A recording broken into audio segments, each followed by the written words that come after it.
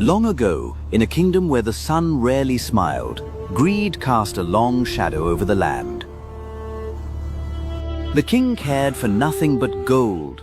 His heart was as cold as the coins he counted. The people suffered, working day and night, hoping for a miracle that never came.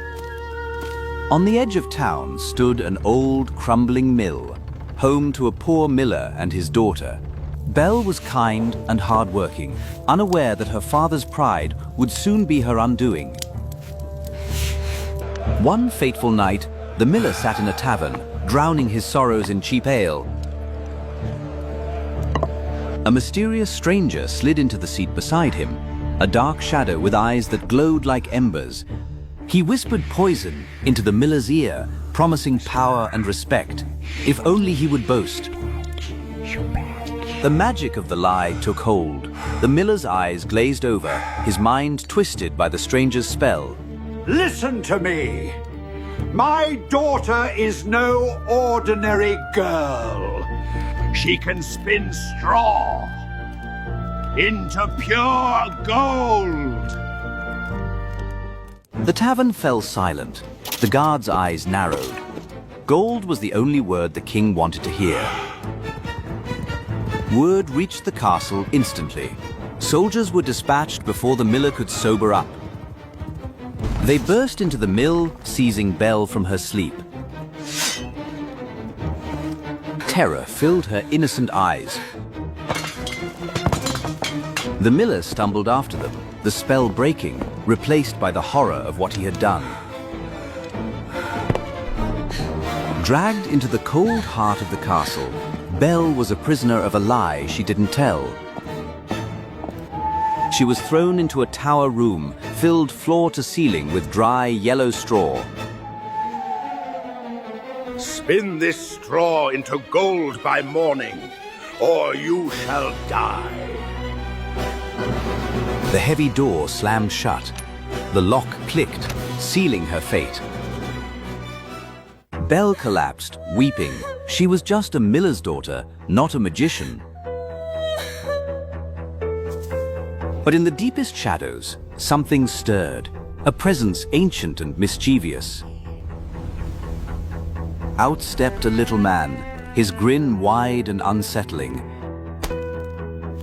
Good evening, Mistress Miller. Why do you cry so? I must spin this straw into gold, but I don't know how. What will you give me if I do it for you? Belle offered her only treasure, a modest necklace. The imper snatched it greedily. He sat at the wheel. Whir, whir, whir. 3 times it spun. Magic sparked in the air. The dull straw twisted and transformed into threads of shimmering solid gold. By dawn, the impossible had happened. The king entered, and his greed flared brighter than the morning sun. He saw only the gold, not the girl who wept in the corner. Take her to the larger vault. I must have more.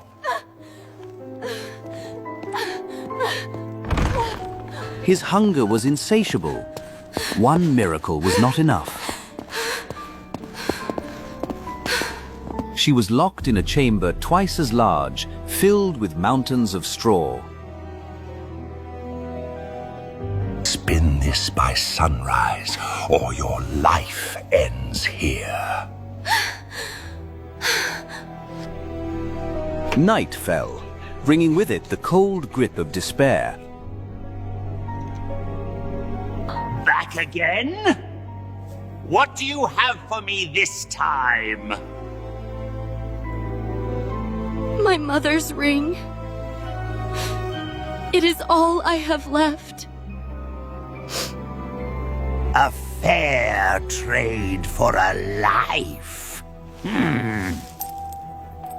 The wheel hummed through the night, a song of magic and greed. By morning, the straw was gone. Only gold remained.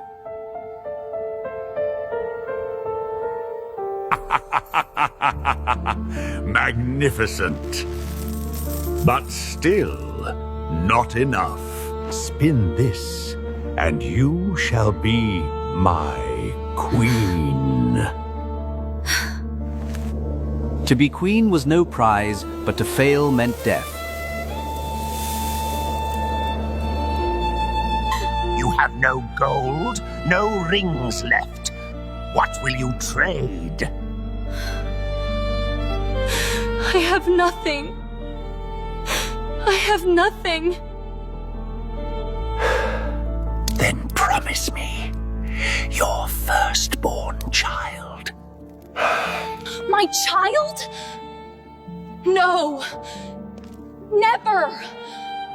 Then prepare to die at the king's hand. I promise. And so, the terrible bargain was struck. The king's greed was finally fed. He kept his word, and Belle became queen.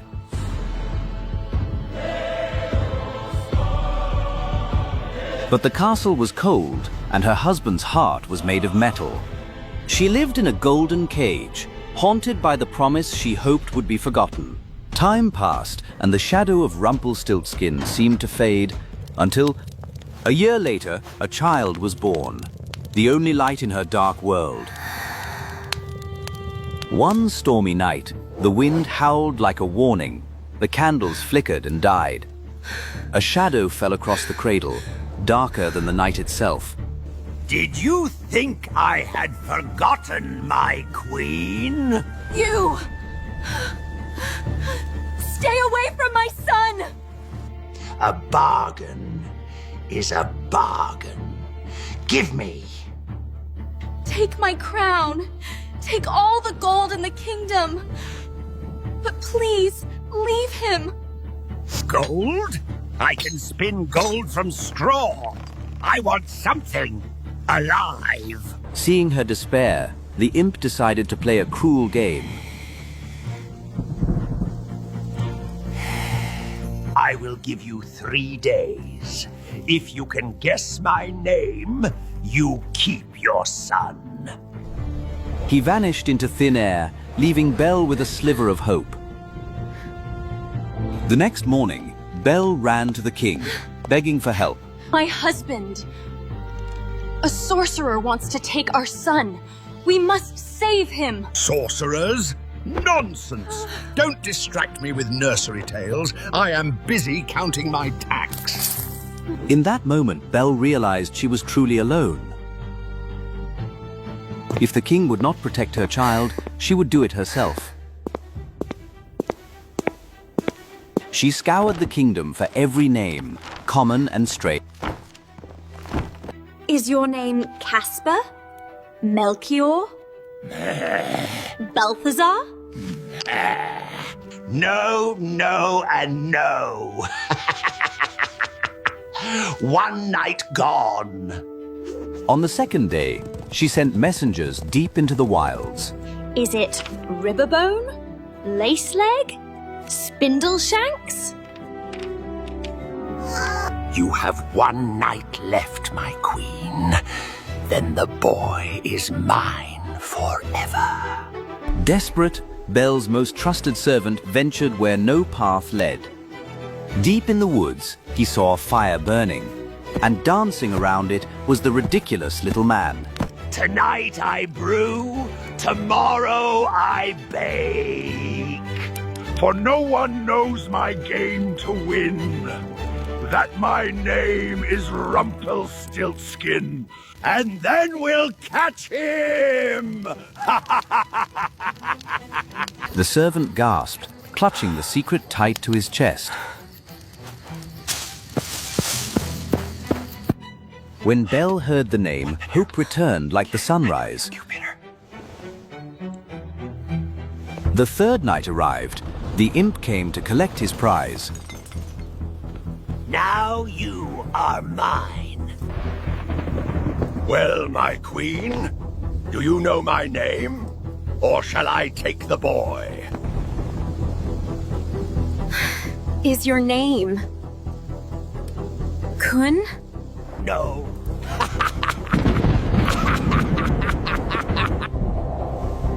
Is it Harry? No! No! The game is over. Hand him over. Belle stood tall, her fear replaced by the fire of a mother's love. Then perhaps. Your name is Rumpelstiltskin. The imp froze, his face twisted into a mask of pure horror. The devil told you that! The devil told you that! He stomped his foot so hard the floor cracked. With a shriek, he exploded into black smoke. Gone forever. But as the sorcerer vanished, so did his magic. The golden cradle faded, turning back into dry, brittle straw. Throughout the castle, the illusion shattered. The gold turned to dust and straw. The king burst in, his eyes wide with panic.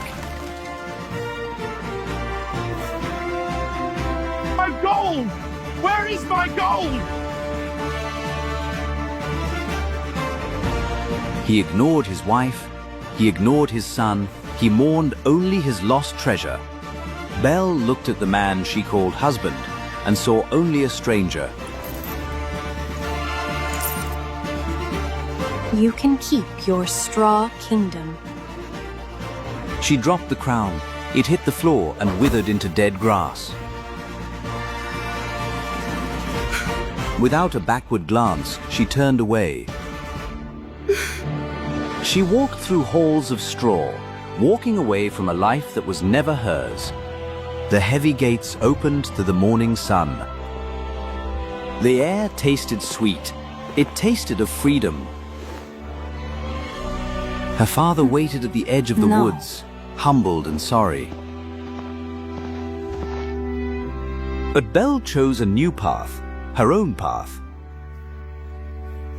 She had no gold, no castle, no crown.